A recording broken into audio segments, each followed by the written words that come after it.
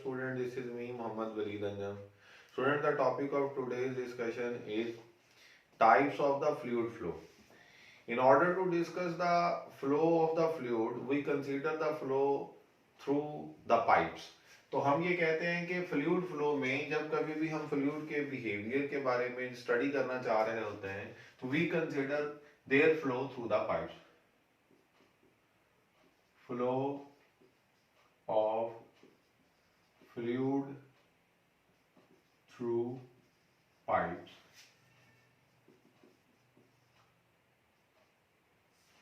और जब कभी भी कोई फ्लूइड किसी पाइप में से फ्लो करता है तो दो मेन टाइप्स हैं उसकी, जिनको आज हम डिस्कस करेंगे. शॉर्ट आंसर क्वेश्चन के पॉइंट ऑफ व्यू से और ऑब्जेक्टिव के पॉइंट ऑफ व्यू से ये दोनों बातें बड़ी इंपॉर्टेंट है. पहले फ्लो को हम नाम देते हैं स्टूडेंट्स स्ट्रीमलाइन फ्लो या लैमिनर फ्लो. स्ट्रीमलाइन फ्लो या लैमिनर फ्लो से क्या मुराद है, हम इसकी पहले डेफिनेशन लिख लेते हैं, फिर आपको समझना आसान हो जाएगा. The flow is said to be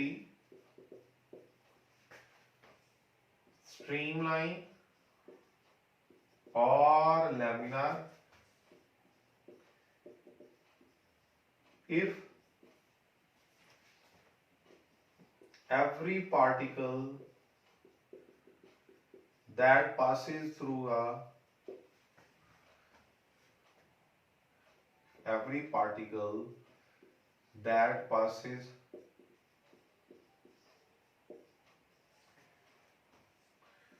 a particular point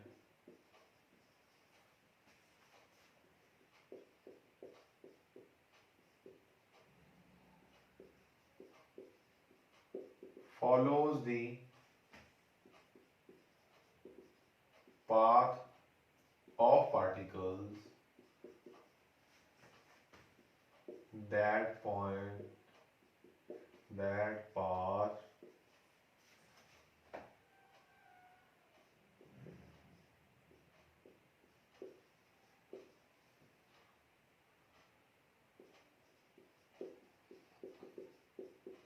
point earlier. Student ये बड़ी इंपॉर्टेंट हमारे पास इसकी डेफिनेशन है कि स्ट्रीमलाइन फ्लो हम ऐसे फ्लो को कहते हैं जिसमें हर पार्टिकल जो पाथ फॉलो करता है वो एग्जैक्टली वही पाथ होता है जो उससे पहले गुजरने वाले पार्टिकल्स ने फॉलो किया होता है. इस फ्लो को हम क्या नाम देते हैं, स्ट्रीमलाइन फ्लो का नाम देते हैं या लैमिनर फ्लो का नाम देते हैं. इसको हम रेगुलर फ्लो का नाम भी दे सकते हैं और स्टेडी फ्लो का नाम भी दे सकते हैं. स्टूडेंट इसको समझने के लिए हम कंसीडर करते हैं कि सपोज हमारे पास ये एक पाइप है,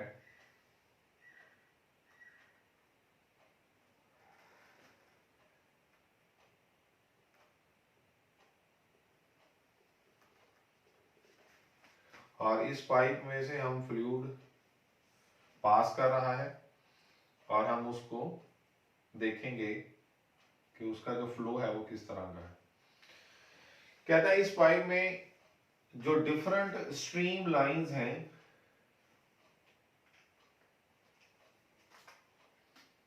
जिनको ऐसे बुक में बनाया भी गया है,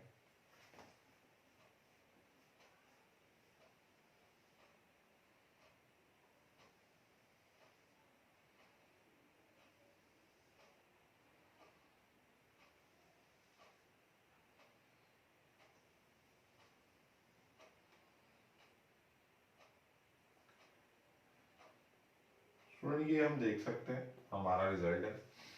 हम ये कहते हैं कि ये डिफरेंट स्ट्रीम लाइंस हैं जो उस फ्लूइड की जो इस पाइप में से पास कर रहे हैं. हमारी अगर हम इस डेफिनेशन को देखें तो कहता है the flow is said to be laminar और स्ट्रीमलाइन इफ एवरी पार्टिकल.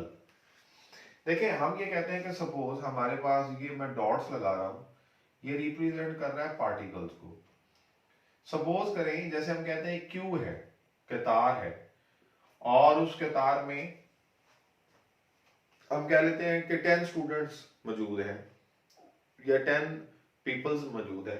अब वो 10 स्टूडेंट जो है वो क्यू में चुके हैं तो वो अगर मूव करना शुरू करें तो वो क्यू कब तक कायम रहेगी, जब तक वो एक दूसरे के पाथ को फॉलो करते रहेंगे. फॉर एग्जांपल अगर सबसे पहला जो इंसान है या जो सबसे पहला स्टूडेंट है वो जिस पाथ पर जा रहा है, अगर पिछला भी उसी पाथ पर चलेगा तो ही एक क्यू बनेगी ना, तो ही उसमें एक रेगुलरिटी आएगी। और जो तीसरा होगा वो दूसरे के पाथ को फॉलो करेगा, और जो चौथा होगा वो तीसरे के पाथ को फॉलो करेगा। यानी कि हर पार्टिकल जो होगा वो अपने से पहले गुजर जाने वाले किसी भी जगह से पार्टिकल्स को या पॉइंट्स को फॉलो करेगा। तो हम कहते हैं कि उस तरह का फ्लो हमारे पास क्या कहलाता है, स्ट्रीमलाइन फ्लो कहलाता है या लैमिनार फ्लो कहलाता है। इस फ्लो को हम रेगुलर फ्लो या स्टेडी फ्लो का भी नाम दे देते हैं।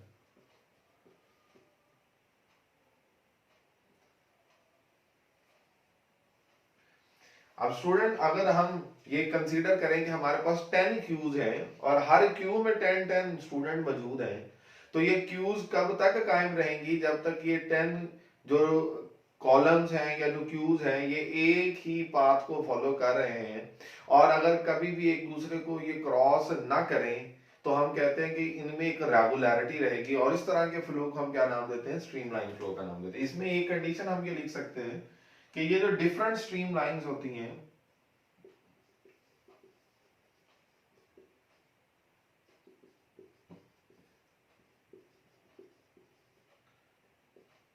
नेवर क्रॉस ईच अदर, ये कभी भी एक दूसरे को क्रॉस नहीं करती। और अगर ये कभी एक दूसरे को क्रॉस नहीं करती तो इनमें एक रेगुलरिटी रहेगी। और अगर कभी स्ट्रीम लाइन्स क्रॉस ना करें तो हम उसको कह सकते हैं कि ये स्ट्रीम लाइन फ्लो है या लैमिनर फ्लो है या रेगुलर फ्लो है। ठीक है जी।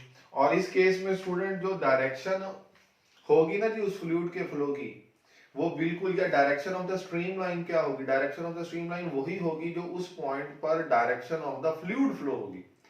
तो हम यहां पे एक पॉइंट लिख सकते हैं,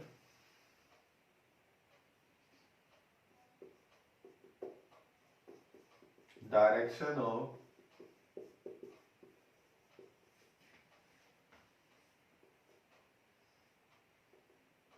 streamline is same as the direction of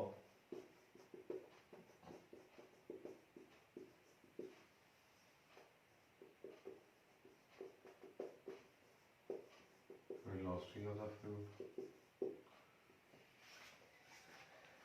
और स्टूडेंट अगर हम इसी फ्लो को ये कहें कि इसकी रफ्तार बढ़ना शुरू हो जाए और अब अ सर्टन वैल्यू, हम ये कहते हैं कि ये स्ट्रीम लाइंस अगर एक दूसरे को क्रॉस करना शुरू कर दें तो फिर ये जो फ्लो होगा ये स्ट्रीम लाइन नहीं रहेगा बल्कि ये टर्बुलेंट फ्लो बन जाएगा। ये हमारी सेकंड टाइप है।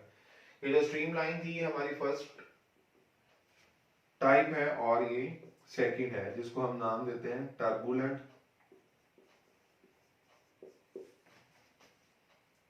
या जिसे हम कह देते हैं इररेगुलर फ्लो।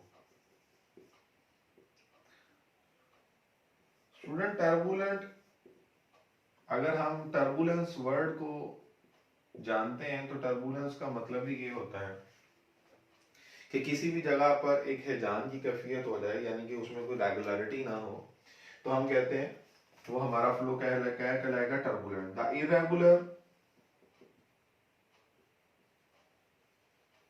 और unsteady flow is called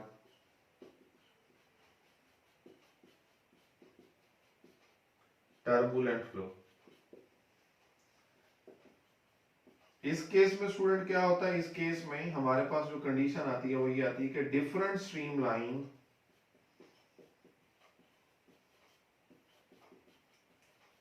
cross each other, वो एक दूसरे को क्रॉस करती हैं। अगर डिफरेंट स्ट्रीम लाइन एक दूसरे को स्टूडेंट क्रॉस कर जाती हैं तो direction of the stream line फिर सेम नहीं रहेगी ना, तो हम कहते हैं कि वो एक ही रेगुलरिटी आ जाएगी फ्लो में। यानी कि अगर मैं यही कहूं कि वही 100 स्टूडेंट्स थे जिनकी एग्जांपल हमने पहले ली थी, 10 क्यूज में 10 स्टूडेंट थे, तो टोटल 100 स्टूडेंट थे, वो एक रेगुलरिटी के साथ फ्लो कर रहे थे। हर क्यू में जो पहला इंसान था, जो ये पहला स्टूडेंट है, वो जिस पाथ को फॉलो कर रहा था उससे पीछे आने वाले भी उसी पाथ को फॉलो करते थे। फॉर एग्जांपल आप ये कंसीडर कर लें कि अगर ये पहला शख्स सीधे जाते जाते इस साइड पर मुड़ जाता है तो बाकी भी इस साइड पर भी उसके होंगे पीछे मुड़ जाएंगे, और दूसरी क्यू में भी अगर पहला जाता जाता इस साइड पर मुड़ जाता है तो बाकी भी उसके पीछे इसी साइड पर मुड़ जाएंगे। तो लिहाजा इन शॉर्ट हम कहते हैं उसमें एक रेगुलरिटी रहती है। लेकिन यहाँ पर ऐसा नहीं होता। यहाँ पर ये होता है कि अगर हम उन्हीं 100 स्टूडेंट्स की एग्जांपल लें और वो जो 100 स्टूडेंट है कोई किधर जाए रैंडमली मूव करे, तो हम कहते हैं कि वो हमारे पास एक उसमें रेगुलरिटी कायम नहीं रहती, एक टर्बुलेंस पैदा हो जाती है और उस फ्लो को फिर हम टर्बुलेंट फ्लो का नाम देते हैं। और ये अबव ए सर्टेन स्पीड हम कहते हैं कि जो फ्लूइड्स होते हैं वो स्ट्रीम लाइन से ऑटोमेटिकली किसमें कन्वर्ट हो जाते हैं, जो टर्बुलेंट फ्लूइड उनका जो फ्लो हो जाता है।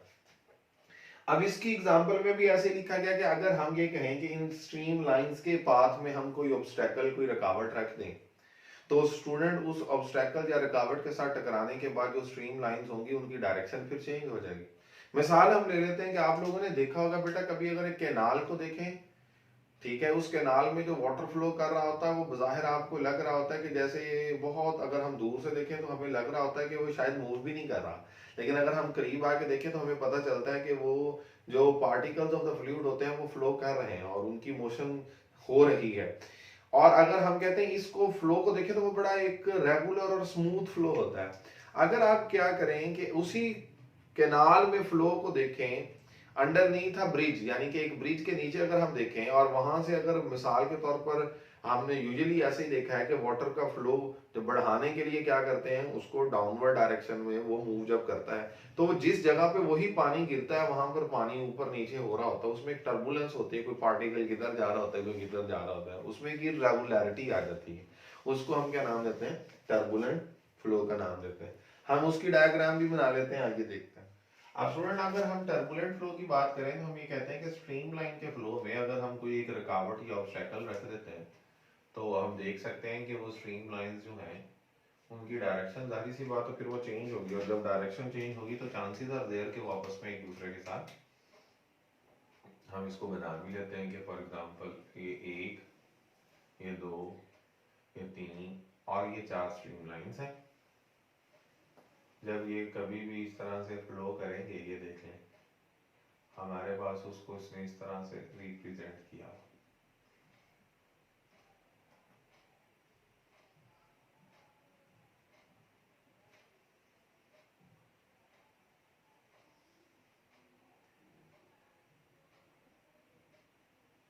यहाँ पर हमें ये बात देखने में आसान लग जाएगी ऑटोमेटिकली कि रिजल्ट क्या होता है कि जो हमारे पास डायरेक्शन है वो क्या हो जाती है, चेंज हो जाती है।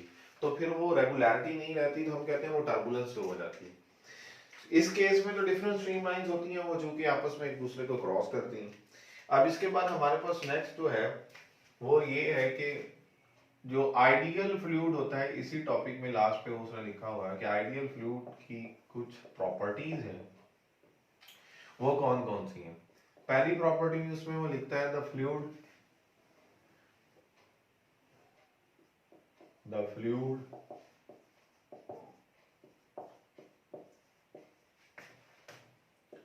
should be non viscous। Non viscous से यहां पर क्या मुराद है, नॉन विस्कस से मुराद ये है कि उसकी जो विस्कोसिटी है ना जी,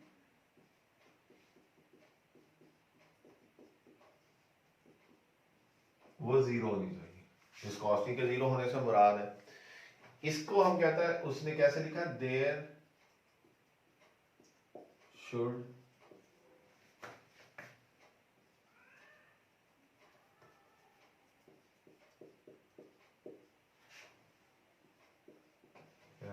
not any friction between adjacent layers of fluid। कि फ्लूइड के डिफरेंट लेयर्स के दरमियान कोई फ्रिक्शनल इफेक्ट्स नहीं होने चाहिए, उसकी विस्कोसिटी हम कहते हैं कि होनी चाहिए, जीरो होनी चाहिए। इसके बाद स्टूडेंट उसका एक दूसरा जो पॉइंट है वो ये क्या है, द फ्लूइड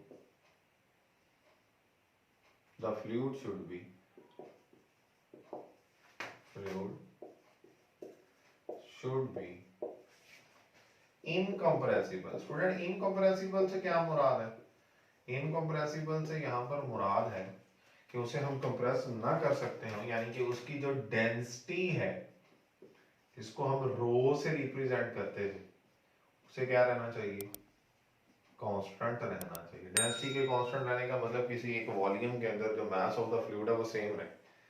हम अगर डेंसिटी के कांस्टेंट की बात करते हैं तो हम कहते हैं डेंसिटी चूंकि होती है मास पर यूनिट वॉल्यूम, तो इसका मतलब इसका जो रिजल्ट होना चाहिए वो क्या रहना चाहिए, कांस्टेंट रहना चाहिए, वो सेम रहे, वो चेंज ना हो।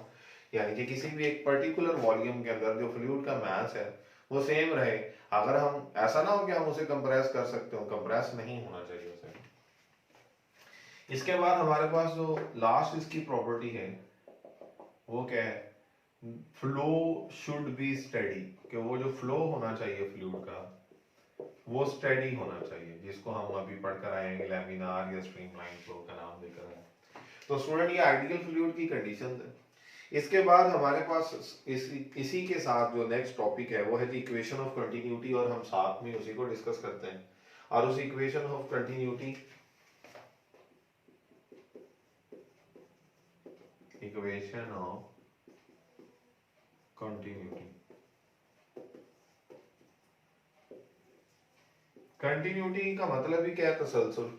जो चीज कंटिन्यू रहती है बगैर किसी ऑब्स्टेकल के या बगैर किसी रुकावट के, हम कहते हैं कि वो कंटिन्यूअस है। तो इक्वेशन ऑफ द कंटिन्यूटी हम बेसिकली बात ये करना चाह रहे हैं कि जब कभी भी एक फ्लूइड के फ्लो को हम चेक करते हैं जो किसी भी एक पाइप में से गुजर रहा है, लेकिन उस पाइप का जो एरिया ऑफ क्रॉस सेक्शन है वो यूनिफॉर्म नहीं है, सेम नहीं है, बल्कि नॉन यूनिफॉर्म है, जिसको हम वेरिंग क्रॉस सेक्शन का भी नाम दे सकते हैं। तो उस केस में जब फ्लूइड के फ्लो को हम ऑब्जर्व करेंगे तो हमें रिजल्ट पता चलेगा कि हमारा रिजल्ट किस तरह से आता है। स्टूडेंट वो बेसिकली बताना ये चाह रहा है कि अगर हम एक पाइप लें और वो जो पाइप हो उसका डिफरेंट दोनों एंड्स का जो एरिया ऑफ क्रॉस सेक्शन है, ये पाइप हमारे पास, हम ऐसे पाइप को नाम देते हैं pipe of varying cross section, कि उसका जो क्रॉस सेक्शन है वो वेरी कर रहा है,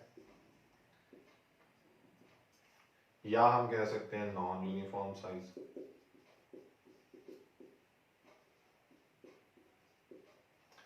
स्टूडेंट इस पाइप में देखेंगे, अगर मैं ये कहता हूं कि इस एंड का जो एरिया है वो अगर A1 है, इस एंड के एरिया को मैं नाम दे देता हूं A2 का, और इस एंड पर हम ये कहते हैं कि अगर ये हमारा एक तरह का, यहाँ पे मैं लिख भी देता हूं ताकि हमें कोई कंफ्यूजन ना, ये एक इनलेट है।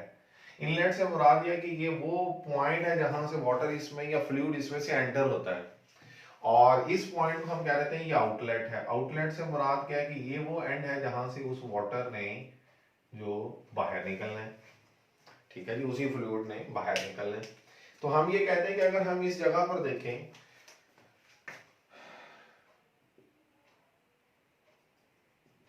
तो ये मैं स्ट्रीम लाइंस जो कि पार्टिकल्स डॉटेड लाइन में बना रहा हूं कि ये डिफरेंट स्ट्रीम लाइंस है,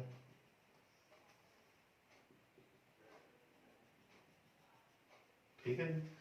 हम इस जगह पर ये देखते हैं कि सपोज कोई भी वाटर का जो या फ्लूइड का जो एक पोर्शन है जो यहां से एंटर हुआ, उसको बुक में हाईलाइट भी किया गया है। हम कहते हैं कि ये इतने से पोर्शन को अगर हम देखें, इसको मैं शेडेड भी कर देता हूं ताकि हमें समझने में आसानी रहे। ये जो पोर्शन है, कहता है अगर हम सिर्फ इसी को ऑब्जर्व करें तो इस पोर्शन ने जिस जब लम्हा हमने इसको ऑब्जर्व करना शुरू किया, इसने इस पाइप में जो फासला तय किया उसको हम नाम दे देते हैं डेल्टा x1। ये वो बेसिकली लेंथ है जो इस इनलेट पर उस शेडेड पोर्शन की है, और हम ये कहते हैं कि इस शेडेड पोर्शन का जो मास है वो है डेल्टा m1, और यहां पर जो भी फ्लूइड है उसकी जो डेंसिटी है वो है ρ1, और हम ये कहते हैं कि ये इस डायरेक्शन में फ्लो कर रहा है। क्यों फ्लो कर रहा है इस डायरेक्शन में, क्योंकि ये बेसिकली इनलेट है, तो इसके पीछे जो फ्लूइड होगा वो इस पर एक फोर्स लगाएगा और ये आगे की तरफ फ्लो करेगा। तो हम कहते हैं कि यहाँ इसके जो फ्लो की रफ्तार है हम कहते हैं वो v1 है, और area of the cross section of the pipe इस एंड पर क्या है, a1 है। स्टूडेंट अगर यही पोर्शन हम देखें ये फ्लो करता है जब ऊपर जा रहा होगा, तो चूंकि पाइप का एरिया ऑफ क्रॉस सेक्शन बढ़ता जा रहा है, तो क्या होगा कि इस पोर्शन का भी जो एरिया होगा वो अलोंग द पाइप वो भी बढ़ता जाएगा, और अगर एरिया उसका बढ़ता जाएगा तो उसकी लेंथ स्टूडेंट क्या होना शुरू हो जाएगी, कम होना शुरू हो जाएगी। हम उस पोर्शन को भी यहाँ पे ड्रॉ कर देते हैं। हम कहते हैं कि जो पोर्शन यहाँ से बाहर निकलता है ये ले ली, और मैं उसको यहाँ पे बना भी देता हूँ कि इसमें चूंकि एरिया बढ़ चुका है, तो हमारे पास एरिया के बढ़ जाने की वजह से ये जो लेंथ है डेल्टा x2, इसको हम नाम देते हैं, ये इस x1 के मुकाबले में कंपैरेटिवली कम है। ये मैं सारे को बना देता हूँ, इसको शेडेड कर देता हूँ, इतने से पोर्शन की बात कर रहे हैं।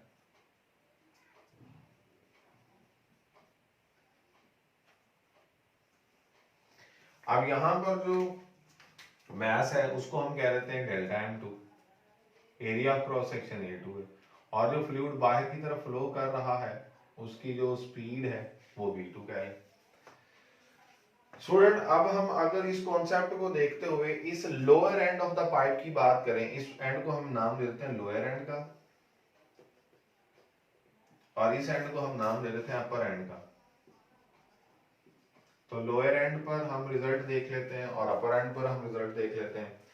तो हम इसको लिख भी लेते हैं, at lower end of the pipe हमारे पास रिजल्ट क्या होगा, at lower end of pipe, pipe के जो लोअर एंड पे जो उस पोर्शन ऑफ द फ्लूइड ने जो फासला तय किया है, जिसको हम लेंथ का भी नाम दे सकते हैं, वो है डेल्टा x1। स्टूडेंट हमें ये बात पता है कि s जो फासला होता है वो किसके इक्वल होता है, v इंटू टी, ये हमने पढ़ी हुई है। इस केस में हम कहते हैं कि जो इस इनलेट में से फ्लूइड एंटर हुआ, हम उसके जिस शेडेड पोर्शन की बात कर रहे हैं उसने जो फासला तय किया वो डेल्टा x1 तय किया, और इस एंड पर उसकी जो रफ्तार है वो v1 है, और उसके लिए जो टाइम है हमने ये कंसीडर किया वो डेल्टा टी टाइम, जितने टाइम के अंदर उसने ये फासला तय किया है डेल्टा x1। इसी तरह से स्टूडेंट अगर हम बात करेंगे इस शेडेड पोर्शन की, तो इसका वॉल्यूम क्या होगा, वॉल्यूम 1 इसे लिख लेते हैं। स्टूडेंट वॉल्यूम हमें पता है किसके इक्वल होता है, एरिया इनटू लेंथ। अगर हम देखें तो वॉल्यूम 1 जो होगा वो इस एंड का एरिया, जिसको हम एरिया A1 कह रहे हैं, और इस एंड की जो पोर्शन जो वाटर शेडेड पोर्शन है उसकी लेंथ, जिसको हमने क्या नाम दिया था, डेल्टा x1। स्टूडेंट A1 तो वैसे ही आ जाएगा, और डेल्टा x1 की जगह पर हम क्या लिख सकते हैं, ये देखें ये हमारा रिजल्ट है, डेल्टा x1 की जगह पर हम इसे लिख सकते हैं delta x1 equals to v1 into delta T. ये हमारे पास आ जाएगा जी वॉल्यूम 1 जो इस शेडेड पोर्शन का इस लोअर एंड पर। स्टूडेंट अगर हम बात करें इस एंड पर मास ऑफ द वाटर की, तो उसको हम नाम देते हैं डेल्टा m1, और स्टूडेंट मास हमें पता है किसके इक्वल होता है, डेंसिटी मल्टीप्लाइड बाय वॉल्यूम। देखें क्यों, क्योंकि हम ये बात पढ़ चुके हैं कि डेंसिटी किसके इक्वल होती है, मास ओवर वॉल्यूम। स्टूडेंट अगर यहां से हम मास निकालें तो डेंसिटी इनटू वॉल्यूम होगा, delta m1 equals to ρ1 volume 1। Volume 1 की वैल्यू हम यहां पे पुट कर सकते हैं, ρ1 वैसे ही आ जाएगा। वॉल्यूम 1 की वैल्यू हम क्या पुट करेंगे, a1 v1 into delta T, a1 v1 into delta T. Student ये हमारे पास क्या आ जाएगा, डेल्टा m1 की वैल्यू आ जाएगी। अगर हम ये कंसीडर करें कि जो फ्लूइड का जो वहां पे फ्लो हो रहा है वो इनकम्प्रेसिबल भी है, ठीक है, और फ्लो भी स्टेडी है, तो हम कहेंगे कि इन दो कंडीशंस पर जो वॉल्यूम ऑफ द फ्लूइड होगा वो भी कांस्टेंट रहेगा, जो मास ऑफ द फ्लूइड होगा वो भी कांस्टेंट रहेगा, यानी कि जितना पोर्शन जो हमने यहाँ पर इनलेट पर शेडेड कंसीडर किया है उतना ही आउटलेट पर वही पोर्शन जो है वो बाहर निकलेगा, यानी कि उसका मास और हम ये कहते हैं कि उसका वॉल्यूम वो हमें इनका जो प्रोडक्ट होगा, जिसको हम यहाँ पर देख भी सकते हैं, यानी कि मास की वैल्यू भी कांस्टेंट रहेगी और वॉल्यूम की वैल्यू भी कांस्टेंट रहेगी, तो हम कह सकते हैं कि उसकी डेंसिटी कांस्टेंट रहेगी। तो जो हमारी कंडीशन है उसके मुताबिक हम अगर देखें कि अगर ये फ्लूइड जो है वो क्या है कि इसका फ्लो भी स्टडी है और हम ये कहें कि इसकी जो डेंसिटी भी अगर कांस्टेंट रहती है, तो ये एक आइडियल कंडीशन बन जाएगी हमारे पास। और इसी तरह से हम एंड नंबर 2, आइए हम उसको अलग से भी देख लेते हैं कि एंड नंबर 2 पर क्या रिजल्ट हो। बिल्कुल स्टूडेंट, इसी तरह से जैसे हमने वहां पर रिजल्ट लिखा डेल्टा m1 जो लोअर एंड पर है, इसी तरह से हम कहेंगे जो अपर एंड पर मास ऑफ द वाटर होगा डेल्टा m2 वो किसके बराबर होगा, उसी रिजल्ट के मुताबिक ρ2 a2 v2 into delta t, same वही रिजल्ट आएगा। स्टूडेंट यहाँ पर वो जो बड़ी इंपॉर्टेंट बात लिखता है, जो मैं आपको पहले भी बता चुका हूं, मैं यहाँ लिख भी देता हूं, if the fluid is incompressible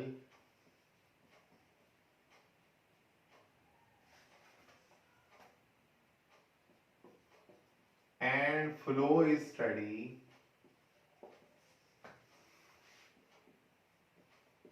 if the fluid is incompressible and flow is steady,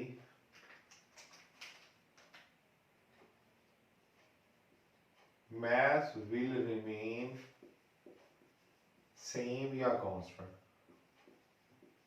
वो जो मास होगा वो सेम रहेगा या कांस्टेंट रहेगा।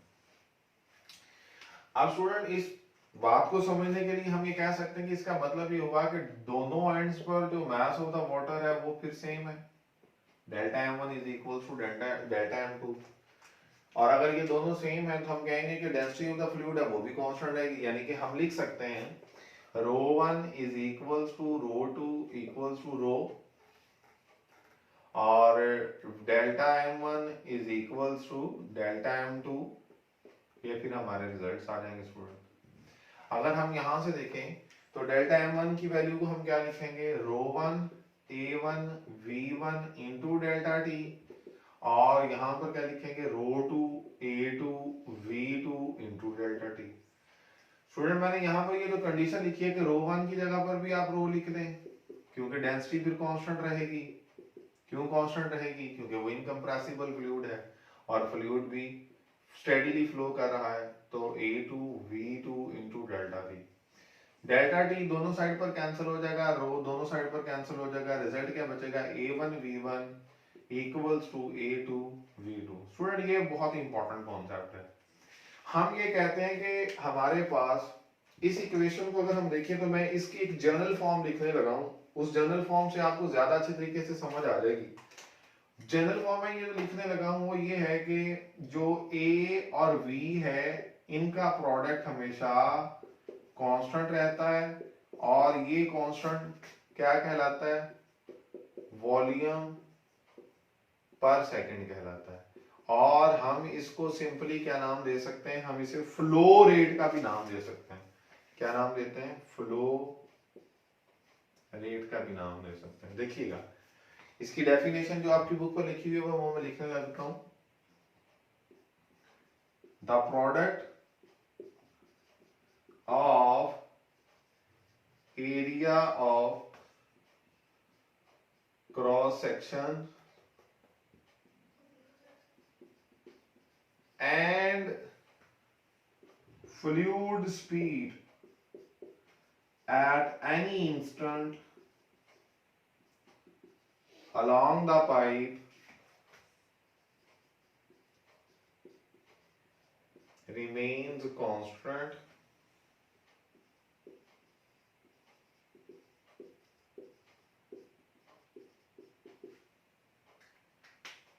this constant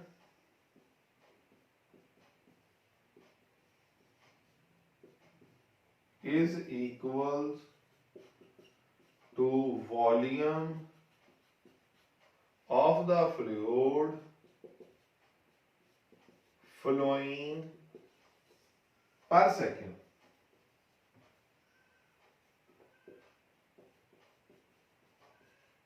which is simply called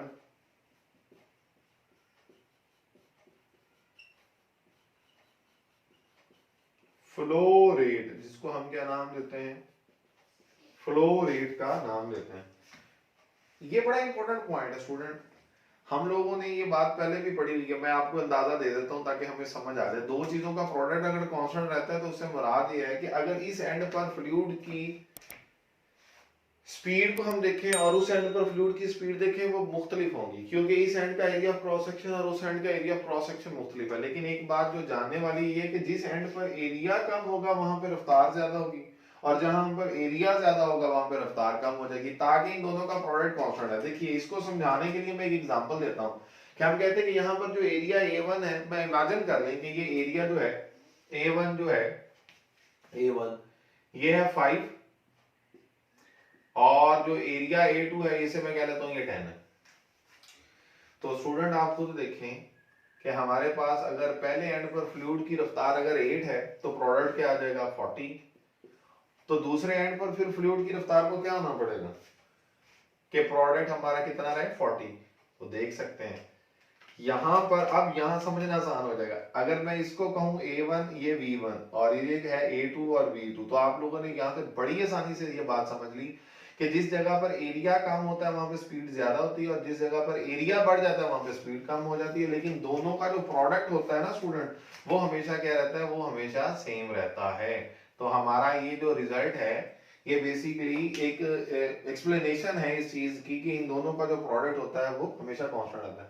अब इसको मैंने फ्लो रेट कहा या वॉल्यूम पर सेकंड कहा, तो स्टूडेंट यहाँ पर भी बच्चों के लिए कुछ कंफ्यूजन होती है कि सर ये किस तरह से हमारे पास वॉल्यूम पर सेकंड के इक्वल आता है। देखें इसको हम कैसे लिखते हैं, अगर हम इनके यूनिट्स देखें तो आप बड़ी आसानी से इस चीज को समझ सकते हैं कि एरिया ऑफ क्रॉस सेक्शन का यूनिट क्या होता है मीटर स्क्वायर, और स्पीड का या वेलोसिटी का जो यूनिट होता है वो क्या होता है मीटर पर सेकंड। तो स्टूडेंट इसका आंसर क्या आ जाएगा क्यूबिक मीटर पर सेकंड। अब क्यूबिक मीटर हमें पता है किसका यूनिट है वॉल्यूम का, और सेकंड किसका यूनिट है टाइम का।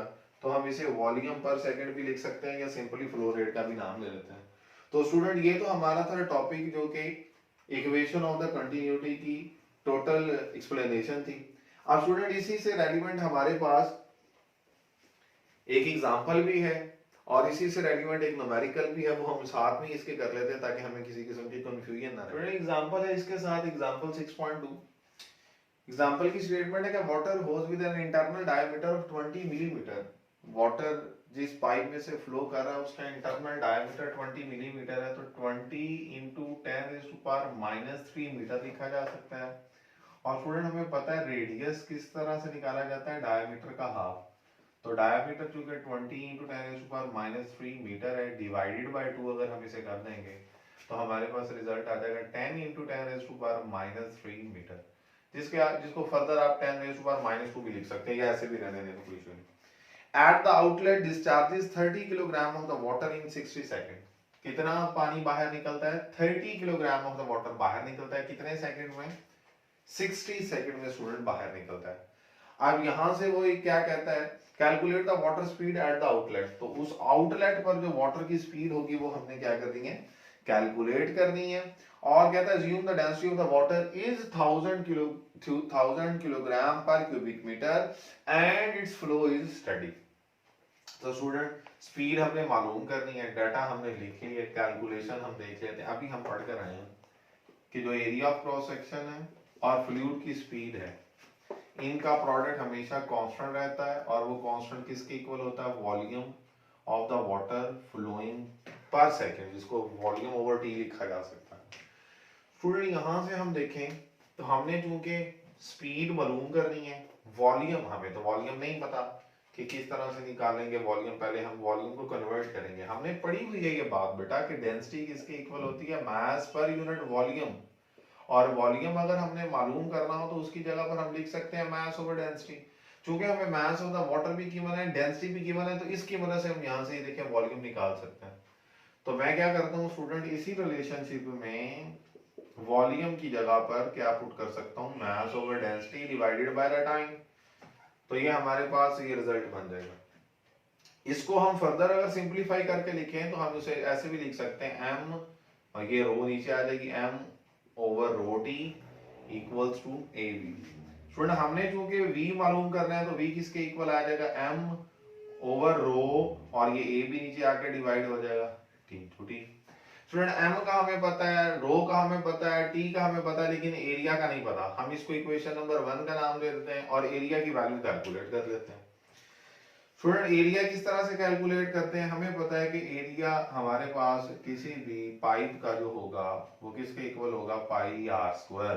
तो चूंकि हमें रेडियस हमने कैलकुलेट किया हुआ है, हमें डायमीटर गिवन था, तो रेडियस की जो भी वैल्यू आई थी, जिसे हम 10 इंटू 10⁻³ भी अगर लिखें इन उसका स्क्वायर, और पाई की जगह पर उसकी वैल्यू लिख दें कितनी 3.14, तो हमारे पास area of the cross section का जवाब आ जाएगा कि हमारे पास एरिया ऑफ क्रॉस सेक्शन कितना होगा, उसको हम 10 मीटर स्क्वायर उसका आंसर ले जाएंगे।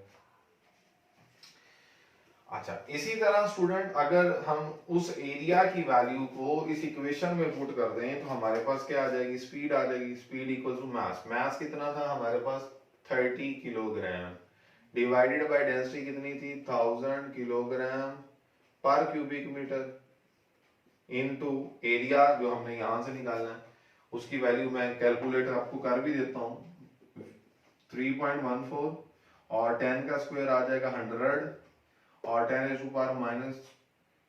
का जो स्क्वायर हो वो -6 आ जाएगा, क्योंकि पावर की पावर हमेशा क्या हो जाती है, मल्टीप्लाई। तो हम इसको लिख सकते हैं 3.14 इंटू 10⁻⁻4 मीटर स्क्वायर। ये वैल्यू स्टूडेंट आप यहाँ पे पुट कर दें 3.14 इंटू 10⁻⁻4, और t की जो वैल्यू है वो कितनी है 60 सेकेंड। तो स्टूडेंट ये सारी वैल्यू जब हम पुट कर देंगे तो हमारे पास उस जगह पर जो फ्लूइड की स्पीड होगी वो कितनी आ जाती है, फ्लूइड की स्पीड आ जाती है हमारे पास 1.6 मीटर पर सेकेंड। इसका आंसर आ जाएगा, ये हम कैलकुलेटर के जरिए से अगर करेंगे तो बड़ी आसानी के साथ ये रिजल्ट आ जाएगा। स्टूडेंट इसी से रेलिवेंट हम लोगों का एक शॉर्ट आंसर क्वेश्चन भी है। वो क्या है, वो क्वेश्चन मैं आपको ऐसे ही बता देता हूँ। क्वेश्चन जो शॉर्ट आंसर क्वेश्चन है वो ये है कि different type of the fluid जो हैं जिनको हमने आज डिस्कस किया है, कौन कौन सी, स्ट्रीमलाइन फ्लो या टर्बुलेंट फ्लो, उनको आपस में डिफरेंशिएट करें। तो वो हमने चूंकि इस टॉपिक में स्टार्ट भी कर ली थी, तो वो सवाल भी आप देख लीजिएगा, वो साथ ही हो जाता है। तो आई होप कि आज का लेक्चर आप लोगों को बहुत आसान लगा होगा, आप इसको बड़ी आसानी के साथ समझ सकते हैं। Please take good care of yourself and don't forget to like and subscribe our channel. अल्लाह हाफिज।